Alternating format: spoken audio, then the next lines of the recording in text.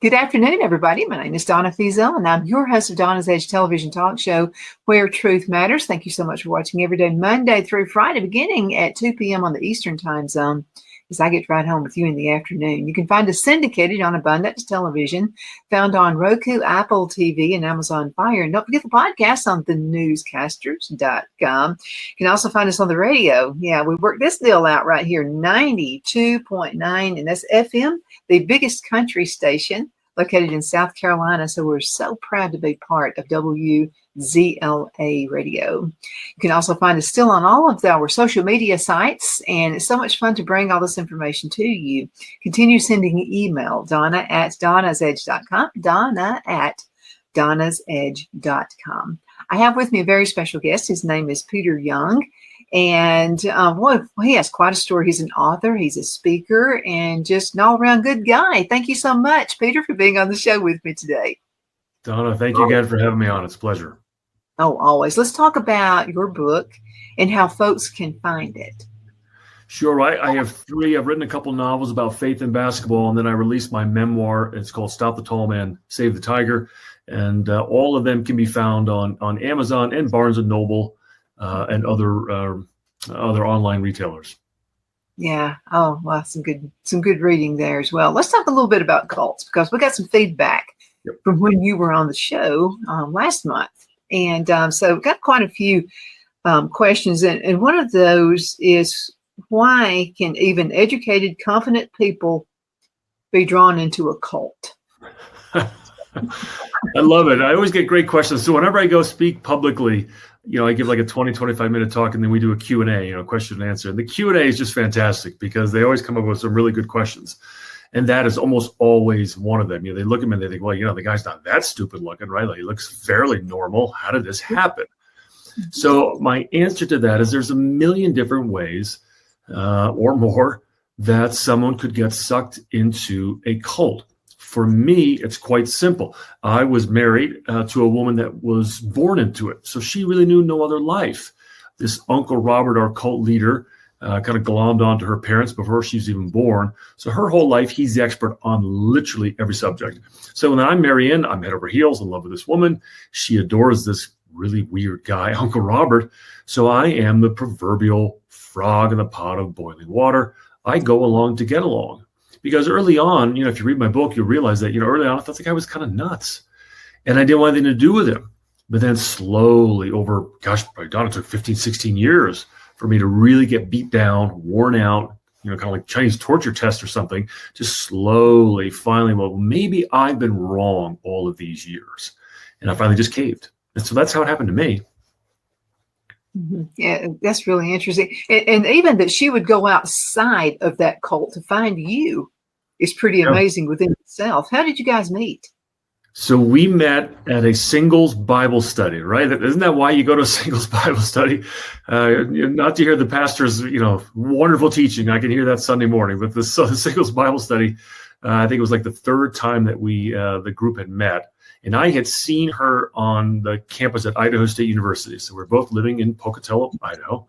I was a sports broadcaster working for the local ABC affiliate. And she had just gotten her master's degrees. And she's, 6'1", beautiful, tall, blonde hair, long, you couldn't miss her. And so I'd seen her around town, never met her. And then she showed up at the singles Bible study, and we started dating shortly after that. And for me, it was kind of, I don't want to say love at first sight, but I fell in love very quickly. Now, this is a Donna question. So what were the chances, or what could you have done to bring her around the other way and out of the cult? Boy, another great question. So that kind of ties into the name of the book, Stop the Tall Man, Save the Tiger. Okay, and if I can flesh this out, Don, I'll try not to go too long. Can God still speak to us in dreams? And my answer to that would be, well, why not? He's God, right? He can do whatever he wants. I also have a friend of mine that says, if you think God has been speaking to you and what you're hearing is in any way, I'm talking like 1% different than what the Bible says, that's not God speaking to you. That's something else. Okay, so I do think that God could speak to us in dreams. Paige had this fascinating dream about 2 months before she met me.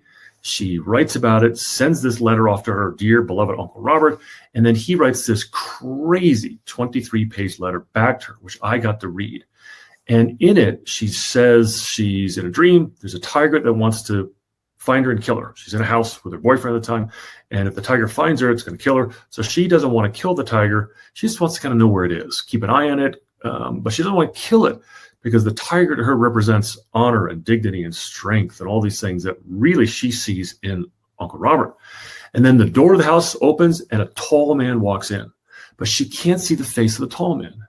And the tall man is there to get rid of the tiger. So I believe the dream was clearly there to warn her that this Uncle Robert character is not who she thinks he is. And he is the tiger. And the tiger's gotten her in trouble for in her life. And she wants to protect the tiger.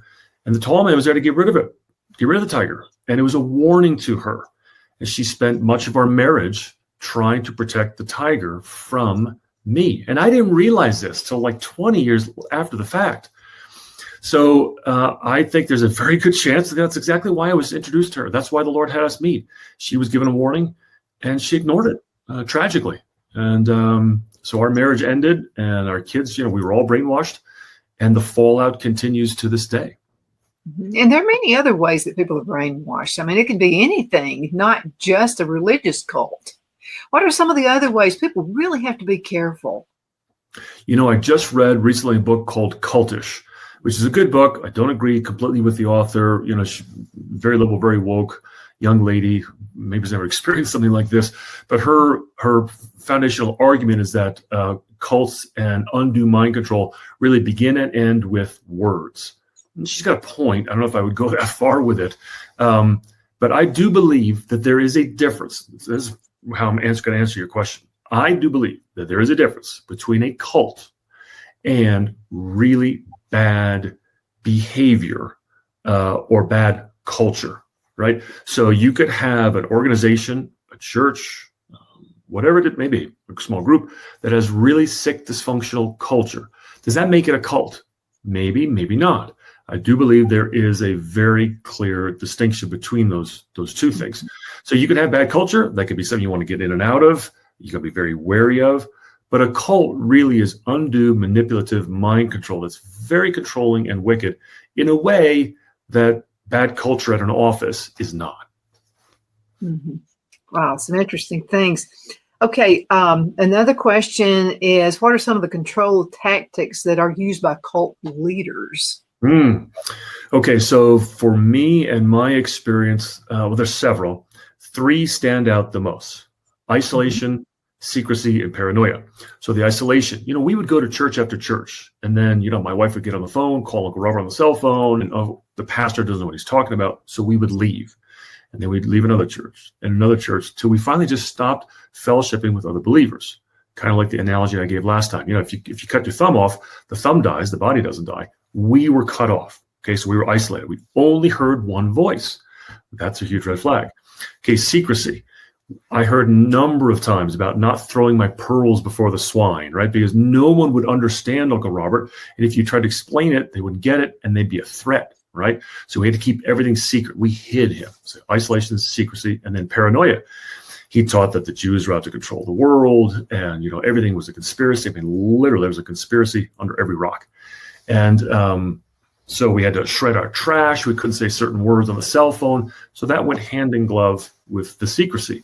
So all 3 of those things kept us very isolated, and we were special because we had access to him, and only he, our cult leader, knew the truth.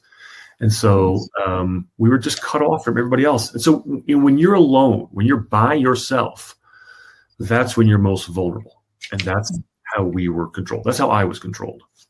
Oh my goodness. Peter Young is with me right now. Peter, I have another question for you. And this pertains to, a lot of people are getting psyched in with news media. I'm media too, so I'm not slamming all media, but I beg people to do their own research. Don't just listen to me and what I have to say, but but do your own research, but find viable ways to do that. Do you feel like as a whole, and I'm talking about the right and the left on site, did they use some sort of mind control in the media to get you to see their way? Yeah, that is another really good question that kind of gets right to it, doesn't it? You've got that nerve and you're pressing your finger on it, Donna.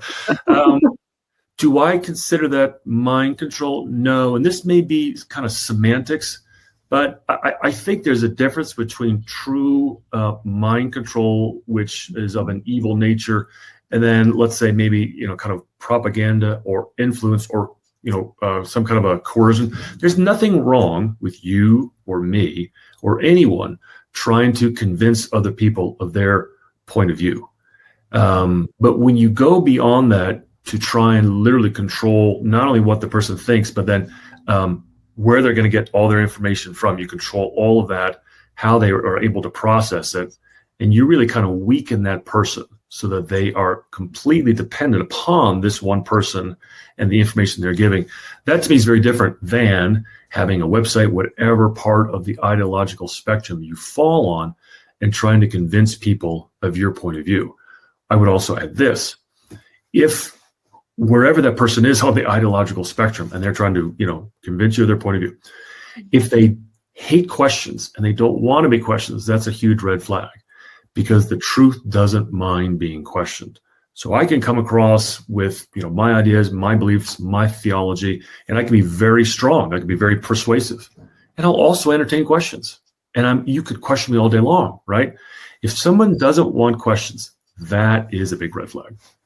I totally agree. I have a lot of political figures on my show, and a lot of them are a little shy to come on. So now I'm a conservative. But then they find out I give everybody a chance. Yep. I mean, everyone gets the chance.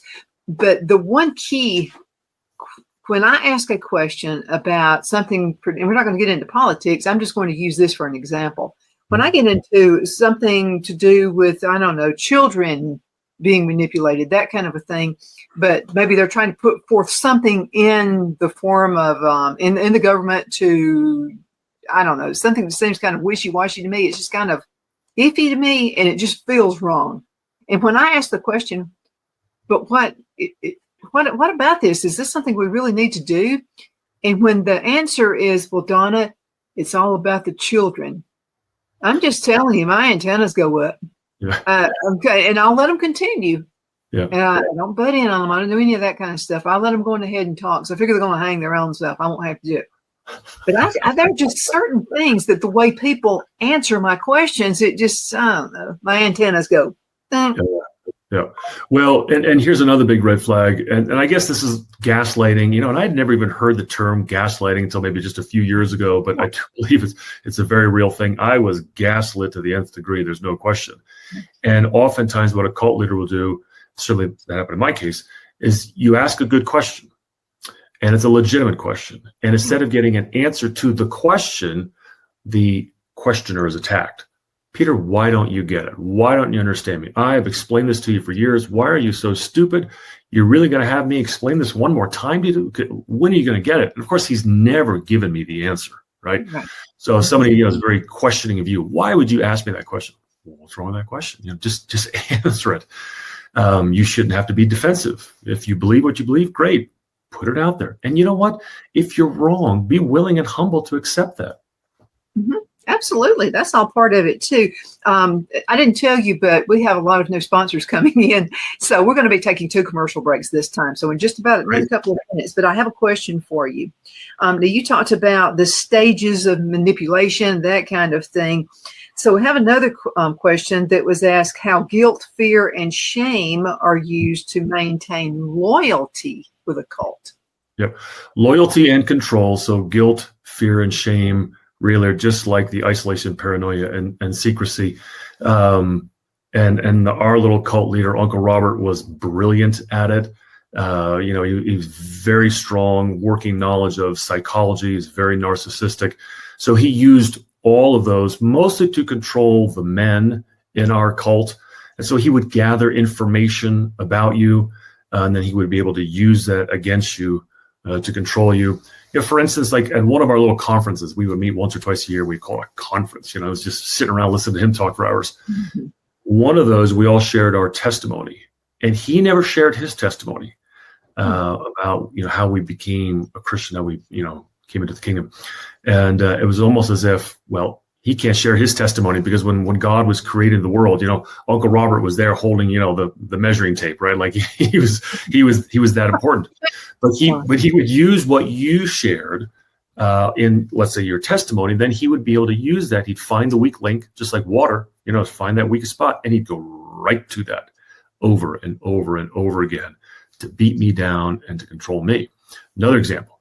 I would ask him a question, and if I didn't preface it in a phone call or an email with what I understood on the topic, he wouldn't answer it.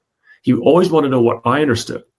And the only reason he wanted to know what I understood on the topic was then his answer would, of course, attack me. He wouldn't answer the question and be, "That's dumb, Peter. Why do you think that?" Mm-hmm. Yeah, all the time. But when someone calls you dumb, that's another my antenna goes up.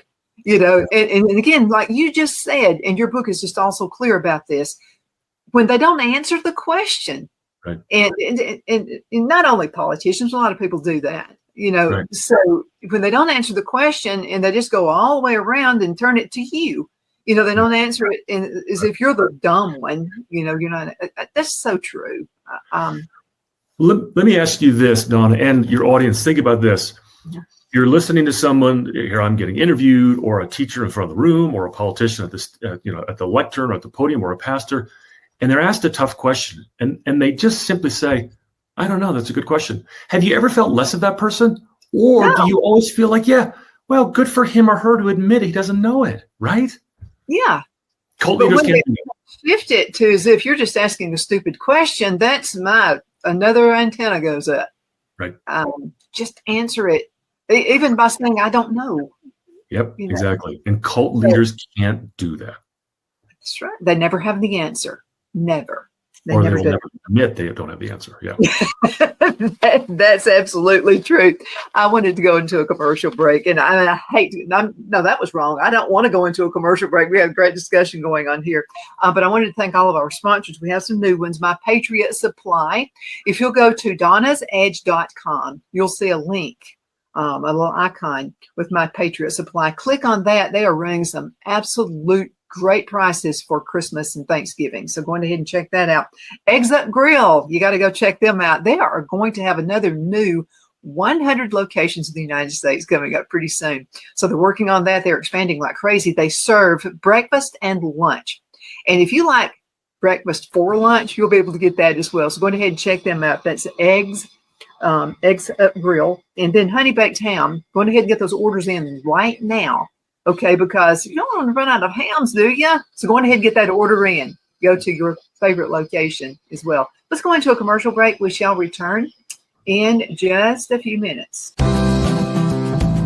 Twin City Used Car Sales has been serving drivers in the Northeast Alabama area for years with a quality selection of late model used cars, SUVs, and pickup trucks.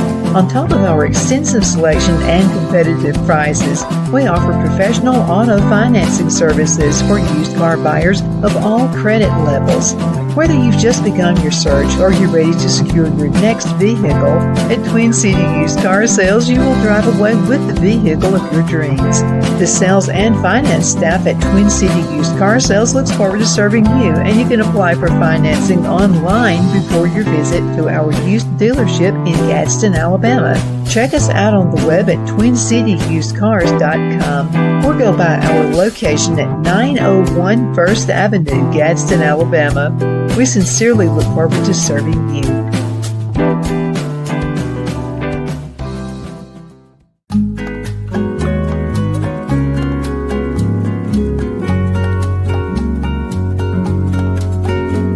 At Lamone's Mexican Restaurant, located in Henniger, Alabama, and voted Best Mexican Restaurant of DeKalb County, Alabama 2020, we're here to serve you with authentic Mexican cuisine. Order easily online by going to lamonsmex.com or call 256-657-3999 to place your order. We're open Sunday through Thursday, 11 a.m. to 9 p.m. and Friday and Saturday, 11 a.m. to 10 p.m. Whether you're celebrating a cozy date night for two or a celebration for a crowd, at Lamone's you'll love our atmosphere and friendly servers. Thank you for dining with Lamone's Mexican Restaurant.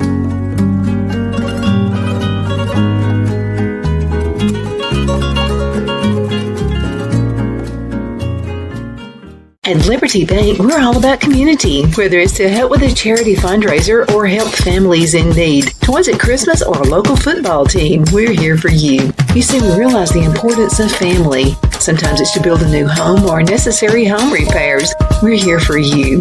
If you like the feel of a small town bank with all the conveniences of a big city bank, we're here to serve you. You will find us at any of our convenient locations in DeKalb, Marshall, Etowah, and Blount counties in North Alabama. You can call and speak with any of our friendly staff at 256-659-2175 or check us out on the web at libertybankal.com. And thank you for your support of our community. Member FDIC Equal Housing Lender.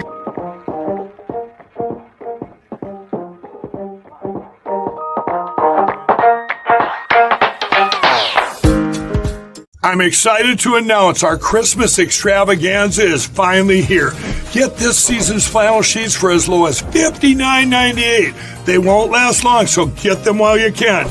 Our famous My Slippers, they haven't been on sale for over a year. Regularly $119.98, now only $59.98. Our 6-piece towel sets are back in stock with extremely limited quantities, only $29.98. With hundreds of MyPillow products, there's something for everyone on your Christmas list. Bathrobes, duvets, quilts, down comforters, and so much more.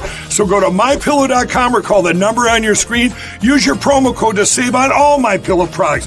For example, flannel sheets for as low as $59.98. Or our 6-piece towel sets, just $29.98. But that's not all. I'm extending our 60-day money-back guarantee until March 1st of 2025. Plus, all orders over $75 or more ship absolutely free. We are back. My name is Donna, and I'm your host of Donna's Edge Television Talk Show for Truth Matters. Got Peter Young with me right now. Peter, let's talk about your background. Okay, so you are a host. I mean, you're in radio and all the fun stuff. But if you go into it, how do you always want to come back?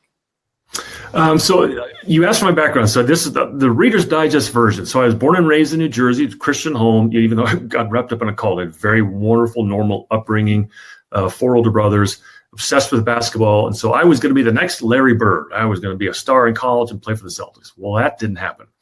So then when I got done playing, I coached basketball. So I spent 2 years coaching, moved out west, and I was going to be the next John Wooden or Mike Krzyzewski, and I was being this great basketball coach. Well, that didn't happen. So then I got into sports broadcasting, and I had a nice career.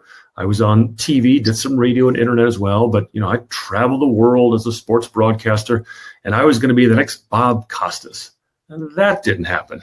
And so I think all of those things were kind of the Lord's way of humbling me and sending me curveballs in my life, and I was not very good at hitting curveballs. And so I can look back at all of that and say, that was clearly the Lord's hand. I needed to be humbled. I was arrogant. But I enjoyed all of that. I enjoyed playing basketball. I enjoyed coaching. I enjoyed sports broadcasting. Now that I'm a writer, I'm not trying to be the next Hemingway or Steinbeck. I'm just trying to do the best job I can be and be the best Peter Young, because the Lord created you and me. We're all unique. And if he wanted another Larry Bird, he would have created 2 of them. He didn't want 2. He wanted me. He has a plan for me and my life. And no longer do I put my identity in, I'm a basketball player, or I'm a coach, or a broadcaster, or a writer. I'm a son of God. I am a Christian. I'm a follower of Christ. What I do is I write. That's not my identity. That's something I do and love.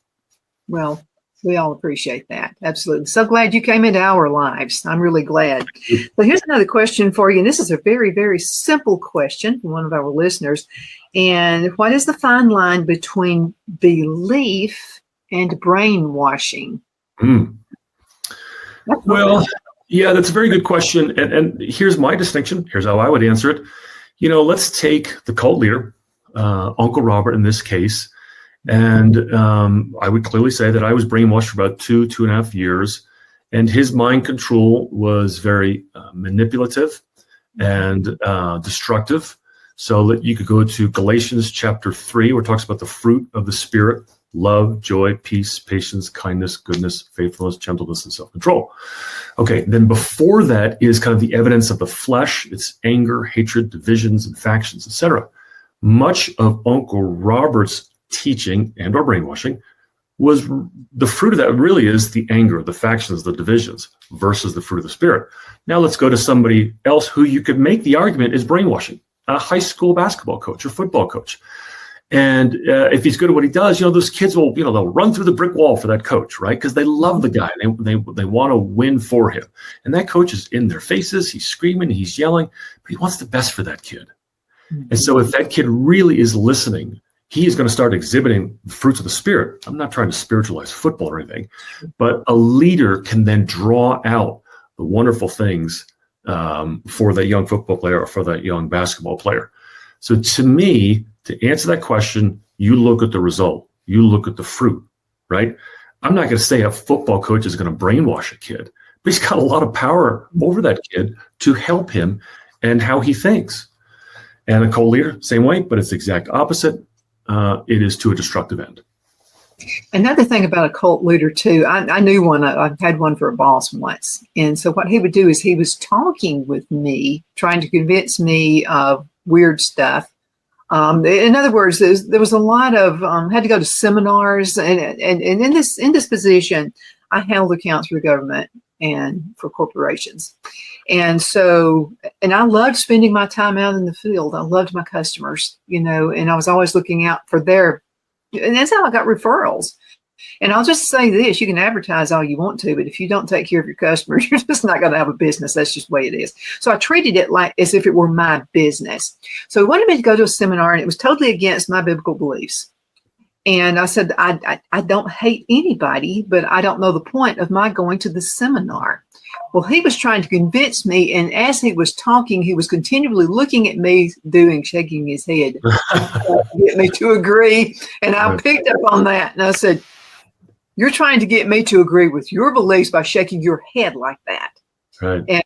And we wound up being friends after that. But he wasn't really a cult leader, but he was just someone who tried to convince me of things I didn't believe in. Right. Totally against Bible principles.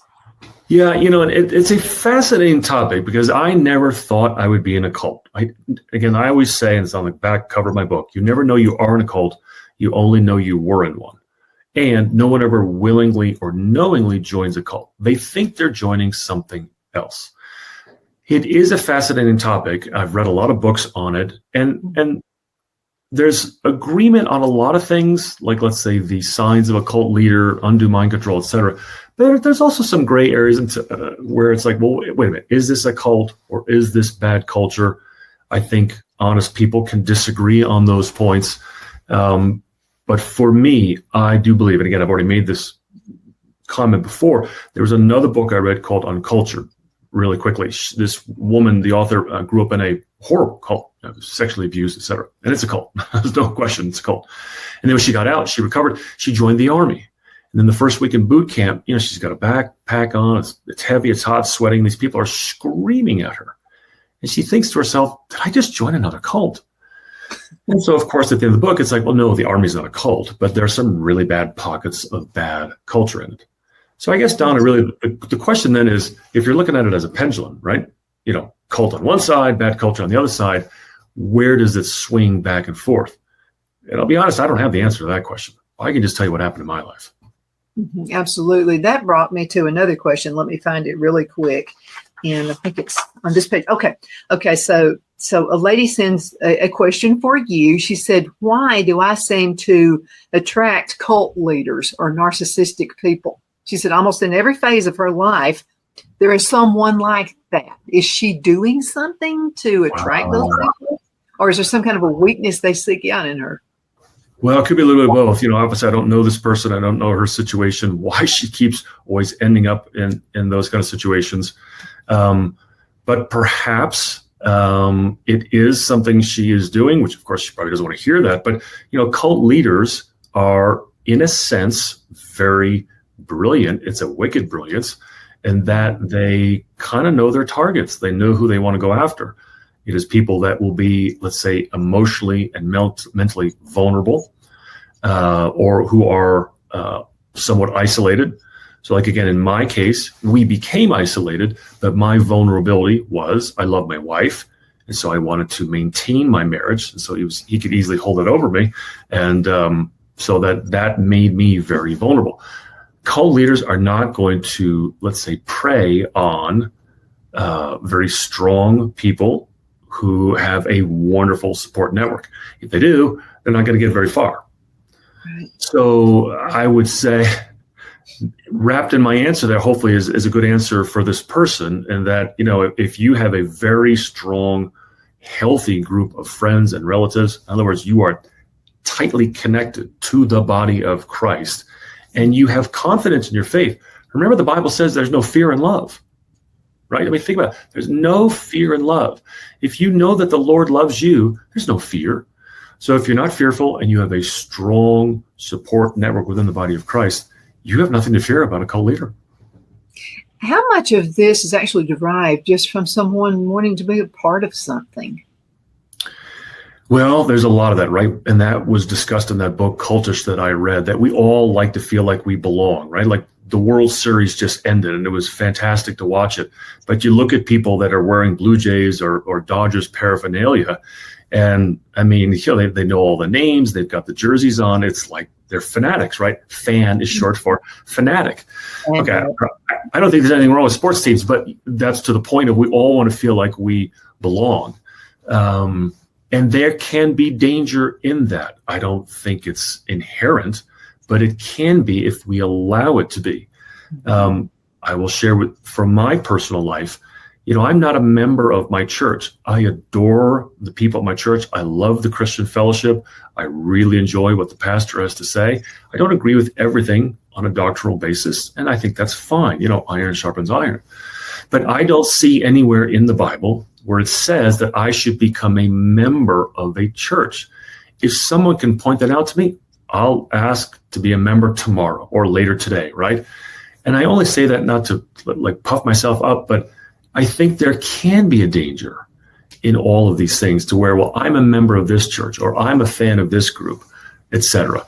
You have to have the Holy Spirit living within you and ask for his wisdom. James chapter 1, I'm paraphrasing. Hey, if you lack wisdom, ask and I'll give it to you, but you got to make sure you don't doubt. I've done that in my life. I have too. We went to, when we were living in Alabama, we went to a cowboy church. And I have to tell you, it's one of the things I really liked about the cowboy church. They didn't have members. You just went to the church. Yeah. That's all you did. I just thought that was. Yeah, and I don't go around in our church telling people that. I'm quiet about it. I'm not trying to cause a ruckus or anything. For me, I just don't see it. Again, if one of your listeners has a verse, send it to me. And I will look at it, I'll pray about it. And if I'm wrong, I'm calling my pastor 5 minutes later. I want to join. I just don't see it. I just think we're supposed to be followers of Jesus. Right. I mean, that's exactly how I love church too. I love going, and to a good Bible believing church as well. There's another one I wanted to get with you. Okay, right here. So a lady, her daughter is 15 years old, and she feels like she's following some kind of a cult. But she will ask her daughter about this, or who are your friends, that kind of things, and she's real hush mouthed about it. She says right here. And what does she need to do to bring that out? And she feels like she needs to save her daughter from whoever her friends are. Sure. Well, I would say that needs to be dealt with now, not tomorrow, not tonight, now. If that were my daughter, I would take her phone, I would look at it, and I'd make sure that I had access to it, and I would want to know who all the friends are, and I would, I'd confront the child, and I would, lovingly, patiently, and firmly not be done with this conversation until you get the answers that you want to. Because again, the daughter or the son, whoever it is, has no idea if they truly are being brainwashed or entering a cult. They don't know it. Only you, as the adult or the person watching this, knows it. So you have to intervene. And again, intervene now before you have to intervene to get your child out of a cult. The journey in and out of a cult is incredibly painful. Trust me, you don't want to go through it. So you have to be very firm and loving. Again, think about it as a parent. Is it loving to, not want to hurt your child's feelings, and yet they go into a cult? Of course not. You're the parent. Your friend second, your parent first. If I were that parent, the sun should not go down until you have a definitive answer on that. And if the answer is something that's pretty scary, don't let that child out of your sight. I don't know how else to say it. It's very important. Your child's life is on the line here. If indeed it is, and I don't know, right, in this case, but if indeed it is a danger. Just be the parent, be the bad guy sometimes. Yep. That's all I know to say about that as well. So this is a Donna question. Okay, so social media, we've seen a lot of changes, throughout social media. So are we seeing a new type of a cult leader trying to find their followers through social media? Wow. That's the first time I've been asked that question. And here's my answer. It might not be very satisfactory to you, but I've had people ask me about, well, is this faith, is that faith a cult? And I'll say as a Christian, well, no, I think that faith is a false religion. I think that faith is a false religion. I don't really think it's a cult. And here's the distinction. To me, a cult has, generally speaking, one leader. And there's a little bit more proximity to the leader, so the leader can have control. The leader would never share control. So with the false religion, you might have many prophets and many teachers or leaders. To me, that's not a cult, because the cult leader would never share or diffuse his or her power or authority. Okay, so that to me is like kind of the difference between a cult and a false religion. So now you take someone that is trying to gain a very devoted following via social media. Well, he or she's probably never met 99% of the people that are following him. Could you really have that kind of ability to have manipulative, coercive, undue mind control over that person? Maybe. I kind of doubt it. Stephen Hassan, who is a very well-respected cult expert, written a number of books. His latest book was called The Cult of Trump. I completely disagree with the guy. I think he's still a brilliant cult expert. But, his book, it's very anti-Christian. You read the book and you feel like the guy hates Christians. I don't think he does, but he comes across that way. But getting back to Trump, listen, I voted for Trump. He's got his flaws and his foibles. I don't think he's a cult leader. I think it's kind of laughable, because I just think to have that large an audience and to think that person from that like 30,000 foot elevation distance, right? You never meet the person. You're only listening to him online. Is it a cult leader? I have a hard time seeing that.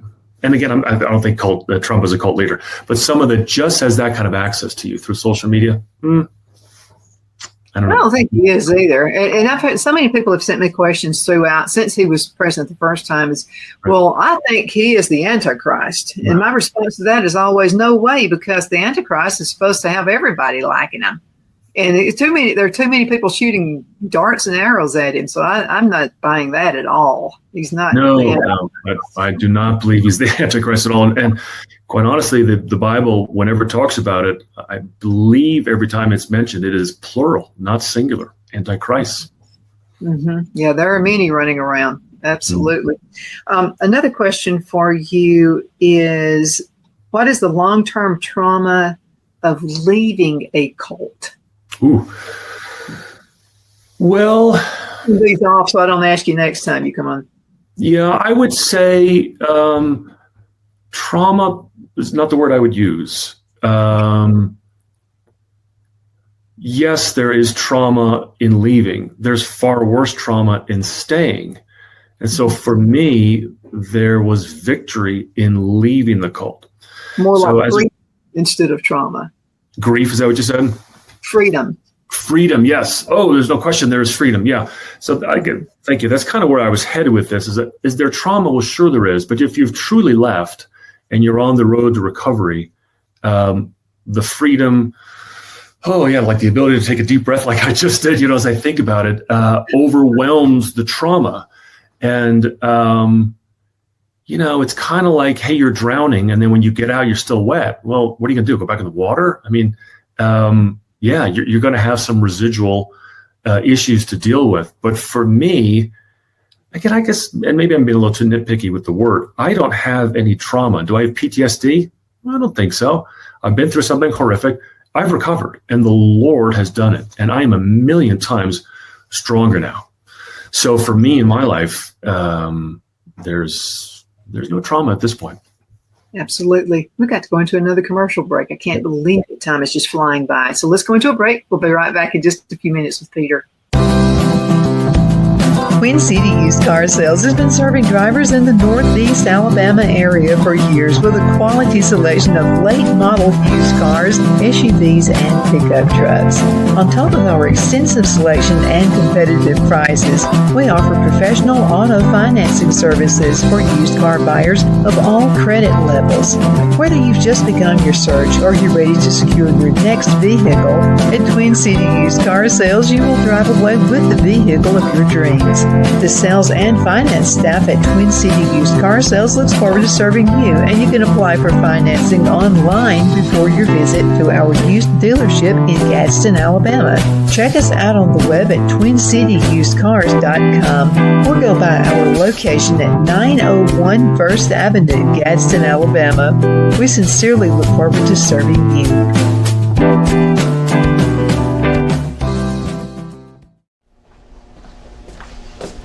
Are you ready?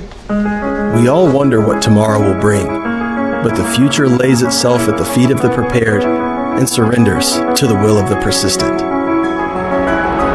It's not easy, but today shapes you so you can shape tomorrow. With Northeast Alabama Community College, when the future asks if you're ready, you can answer yes. Begin your future at Northeast Alabama Community College. Good afternoon. We are back. My name is Donna, and I'm your host of Donna's Edge Television Talk Show, where Truth Matters. Been doing this for 20 years, and always glad to be part of your world. Absolutely. Started out a long time ago, seen a lot of changes. Social media has been one of those changes, and I'm really thankful for that as well. Peter Young is with me. Peter, tell folks how they can find your books again. Sure. So you can find all of my books on Amazon and Barnes & Noble. You can also go to my website. It's authorpeteryoung.com. There are, of course, links to Amazon. So I've got my memoir, Stop the Tall Man, Save the Tiger. And then my two novels are The Blue Team and Wardrobe of the Wolf, the third book in the Thomas Connor series. So it's a series. East of Ashton will be released in 2026. So you can get all of those books on my website or directly at Amazon and Barnes & Noble. And you can also reach out to me personally if you want to ask me questions, you want to get on my newsletter list, or would like to come have me speak to one of your groups. I very much enjoy coming on shows like this or speaking in person about my story and what happened. I love the Bible stories, and one of my favorite is Luke chapter 8. And that's the one where the man has got a legion of demons, right? And Christ heals the man. And then the crowd is afraid. And so they tell Jesus to leave. It's amazing to me, right? They ask him to leave. And then the man begs it. The man that had the demons in him, remember the demons get sent to the pigs go drown themselves in the lake. And the man begs Jesus. That's the word that used in the NIV. He begs him. And Christ says no. He says, go home and tell everyone in your home what the Lord has done for you. Okay, what the Lord has done for you, that's your testimony. So I always wonder, Donna, because then at the end of the chapter is right there. What did the town folks say to him? How did they receive him? They just told Christ to leave. Now this man that was out of his mind, living in a cave, has been healed, and he goes back and tells everybody in town what the Lord has done for him. Were they kind to him? Were they welcoming? Did they receive him? Did they tell him to leave? Were they scared? Who knows? The Bible's silent. I can tell you this. I go on shows like yours, and I share my story, because the Lord rescued me, and it's my testimony, it's my story.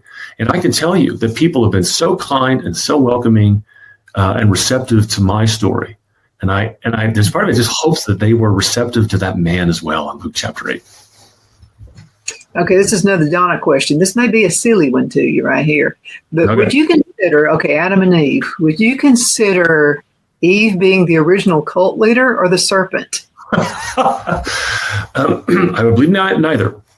And it's funny you ask that, because our co-leader, Uncle Robert, would go on and on and on and on about Adam and Eve. I remember this one conference we had, and he, to me, twisted the Bible to make it to where Adam sinned. The Bible's very clear that Eve was deceived. I mean, they both sinned, but Eve was deceived and then deceived Adam. And he would go on and on and on. And his conclusion was that Adam did not protect Eve from himself. His interpretation of it was had nothing to do with an apple or a tree. It was they had sex. And so, the apple was sex. And so Adam did not protect Eve from himself. And the only reason he did this, and he may have believed it, but the reason he did it was to control and then shame, like one of your listeners asked, and shame me and my former father-in-law and the other men in our little cult, because, of course, he was perfect and he had never done anything sexually outside of marriage. And, of course, we're all just trash and dirt, and he did it to shame us. So do I think, and he was a cult leader and all that? No. Obviously the serpent is representative of the devil and is the devil, and sin entered the world in that story. So I don't think anyone's a cult leader in Genesis. Not yet. That came along a little bit later than that. Yeah, well, I can ask some weird questions sometimes. Right here. And this is about recovery. And so what kind of counseling and community support is out there for people who've been in former cults? Well, again, I'll tell you what I experienced. It took me about a year I'm still recovering in some sense, I guess, but it took me about a year to really undo all of the brainwashing. And I'd only been brainwashed again for just under 3 years, 2.5 years. And of course, going into it, I thought, well, I don't need a counselor. I was very anti-counselor. And my brothers were like, you need a counselor. So I got one, and she was great. We're still friends to this day, but I only, met with her once a week for about a year. For me, what was most important was I'm very fortunate for brothers. My parents are still alive, and church leaders and people that go to church, fellow believers nearby. And I had an incredible support system wrap their arms around me. Several people, I would call one brother in North Carolina like at 7 a.m. because I couldn't handle it. I was every morning was terror. It was terror for me. And then I would hang out with him, and I'd call my brother in California at like 8 a.m. And for like an hour, I'd be on the phone with both of them every morning just to get me through the day. And that was like 6 months. And then I would talk to other people. I would get these really crazy, nasty, attacking emails from Paige, my former wife, or Uncle Robert. You're the devil. And it would trigger me. And I would send it to 4 or 5 people and have them read it first. And I'd say, can I read this email? And I'd often get back, you might want to wait before you read that email. So that's the kind of support I got. So I'm not anti-counselor. I think biblical counseling is very important. But to me, you don't need a counselor. So I'm not trying to, again, bash counseling, but to me, you don't need counseling if you have and have surrounded yourself with very strong, biblically minded friends and family. That's what you need first and foremost. And so, in answer to your question, you should have that in your life. Everybody should. Absolutely. I wanted to mention this. So when I was a teenager, growing up, my family was not at home like they were in church. So my antennas really go up because of the way I was raised. And so, and you have to really be careful how you handle yourself. Now, my grandparents were like my mainstay. I don't know what I would have done without them. I have a cousin who got into drugs and alcohol. My grandmother would just tore her up. She would cry about it. And then my grandmother would say things to me like that. Don't ever get into drugs and alcohol. So I'm pretty sure the way I carried myself, there was a guy in school who sold drugs. And so he walked up to me one day and he figured it out. I was having problems at home as a teenager. And so he was offering me, not that I think he was a cult leader or anything like that. I think he just saw how I carried myself maybe. And so he walks up to me and he said, I have a way you can forget all of that. And I came this close to taking the drugs. I came like that close. And I've thought a million times how my life could have been had I taken that. But I'll have to tell you one thing that stopped me. I could see my grandmother through him just as clear as day. And I thought about how that would just worry her. Right. I didn't worry her. Right. We have to be careful how we carry ourselves. Absolutely. And hopefully what people see in us is the Holy Spirit living in us, and they can see Christ in us. That's my hope. that people will see that in my life. And there's probably a very good chance that that's what that pusher saw in your life. He saw someone that is not to be trifled with. And, onward Christian soldiers, right? Wear the breastplate of the truth of righteousness, the whole armor of God. If we are going to hear good and faithful servant one day, hopefully people here on earth will see that in us every day. That's my hope. You have another question here, and we talked about this last time you were on the show, but how close would a narcissist be to being a cult leader? Wow. That is a good question. And off the top of my head, I don't have a good answer. Again, I would say at times I feel like that the word or the term cult leader or cult is used a bit too much. Is narcissist used too much? I don't think so. Donna there, but for the grace of God go I. We probably all have the ability to be narcissistic at times. Sin is not unique to one person or a narcissist. We are all saved sinners. And so I believe the narcissistic tendencies in some people, clearly have not been abated, but not been tamped down by a faith in Christ to where we can be renewed. And so it's kind of just flourished and grown. And so there's probably a lot of, very narcissistic people, wandering around our country. But then to say that those people are a cult leader, again, for me, maybe I'm just a little too sensitive to this because I've been through it. But to me, the threshold for a cult leader versus just someone who's a narcissist is very high. Because again, I've been in it. It's really, really bad. And your buddy, somebody could be a little narcissistic.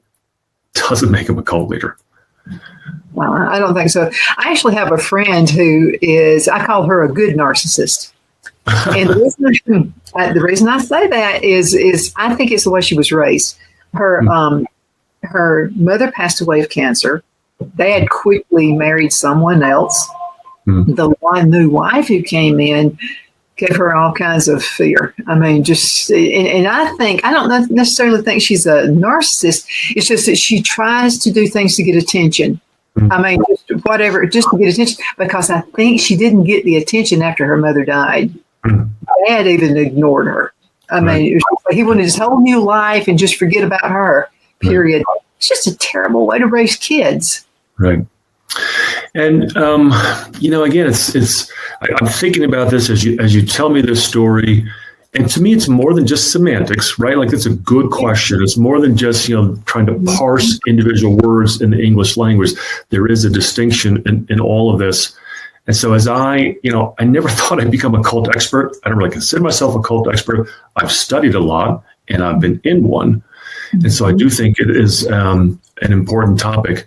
I wish it wasn't. I wish I didn't have this experience. I wish we didn't have to talk about these things, but we do. And so I guess for me, I kind of, I'm still kind of chewing on this question, and no one has ever asked me that. So I'm sure once this interview is over, maybe I got to come back on because I'm really wrestling with that right now. Well, I don't know. It was the environment I was raised in, and it pricks questions to me. And the more you talk, and the more I've studied, and the more I do research on it, I just feel like I'm a survivor myself. Yeah, interesting. Well, we all are survivors, right? As believers in Christ, it's a tough world, and that's, again, there's victory in Christ. So that was the point I wanted to make. The Bible talks about having victory in Christ, and under a cult leader, you never had that. There was never a victory ever. You were always weak, and only He could save you, and you had to stay, kind of attached to Him and His strength. You could never experience victory. That's not the Christian life. I always felt there was a protector over me, and I always felt it was Jesus protecting me even before I got saved. I don't know. There was some kind of something protecting me. Do you hear that from people? Well, here's how I would answer that is I believe the Bible's very clear, and at times this is very hard for us in our human understanding to accept it. But the Bible talks about very clearly about predestination, election, and being chosen, right? Without getting too deep into doctrine. The New Testament is very clear on that. So, Donna, the Lord saved you and chose you at the foundation of the world. He knew that you were going to be a child of God, just like he knew I was. And so, yeah, your whole life, he already knew you. He was already looking out for you because you were his. And listen, if we are Christians, we're followers of Christ, and we believe that God is sovereign, do we really think that we have the ability to change his plans? I don't think so. I don't either. I think that's the plan. Now, I think we can alter it by making crazy decisions. Yep. I don't think we catch God off guard, though. I don't think we give him any surprises. I think he kind of knows what he's doing. He probably looks at me sometimes and goes, I don't know about you, girl. Yeah, right. Okay, so another question. This pertains to TikTok. She said that her kids are really into TikTok. She tries to, I think I could take the phone away from them. But anyway, she tries to take the phone away from them to keep them away from TikTok. Just take it away from them. What is your answer? Yeah. Well, take your right hand, and just go grab the phone. So with my kids, my youngest children, most of them were the last. Now they go to a small Christian school. They were pretty much the last kid in their grade to get a phone. So with like my son, he was a junior in high school, and it was just, oh my gosh, come on, Dad. And he just wasn't ready. And 99 out of 100 kids are not ready for phones. I wouldn't have been ready. I'm so glad I didn't grow up with a cell phone. Yeah, me too. To me, you miss out on so much. And so, yeah, it's just, you got to be the parent. I mean, if you need to take the phone, take the phone. And if there's a showdown, there's a showdown. Let me ask you this, or to this parent, would you rather have a showdown with your child in the home, or would you rather your child have a showdown with a guy in a blue uniform and handcuffs and a gun, right? There's going to be two, right? You got two options here, and you might as well have the showdown that you're in control of before it becomes a bigger problem. Perfect answer right there. 3 minutes left in this segment. Okay. I'm giving it all to you. What would you like to say to the folks before we go? Well, I would say there's 3 lessons that are contained in my memoir, in my journey in and out of cult. Number 1 is that a strong marriage has to have Christ in the center. My marriage fell apart because we had Uncle Robert in the center. So there's no parent, there's no child, there's no pastor, there's no guru. They can all help from the outside and should to support and strengthen the marriage. But in the center is Christ. Number 2, and that is that you have to maintain strong Christian fellowship. When you are alone, when you have separated yourself from the body of Christ, you become vulnerable. Christian fellowship is really important. And then number 3, cult leaders like to act as gatekeepers of God. Salvation comes first and then sanctification, right? So you are saved and then you are sanctified. You're born and then you learn to walk. You don't learn to walk before you're born in the womb. You're born and then you learn to walk and eat and etc. Sanctification comes after salvation in the Christian life. And anyone that tries to switch the order is acting as a gatekeeper to God, and that is wicked. So those are the 3 most important points I try to share in my book. Okay, we still have a little bit of time left, just a little bit over a minute and a half. Okay, what are the 3 points, 3 signals, not points, but signals that would cause you to run away from someone who could be trying to attack you as a narcissist or a cult leader? They hate questions, number 1. And then number 2, they never answer the question. They only attack you. And then number 3, maybe before you even get to the question, they are adamant that only their view is the right view and they have all the answers. That's a huge, those are 3 big red flags for me if I meet somebody like that. Mm-hmm, absolutely. Okay. Thank you so much, Peter, for being with us today. It's always such a pleasure. Let's get you set up for next month as well. Great. Yeah. You're creating a lot of questions. And that's great. I love that on my show. Thank you guys so much for watching Donna's Edge television talk show. And you can find us on all social media sites. Abundance Television, you can follow us that way. You can also find us the podcast on thenewscasters.com. And don't forget the radio station, Classic Country, the biggest right here in South Carolina. Again, thank you so much for watching. See you next time.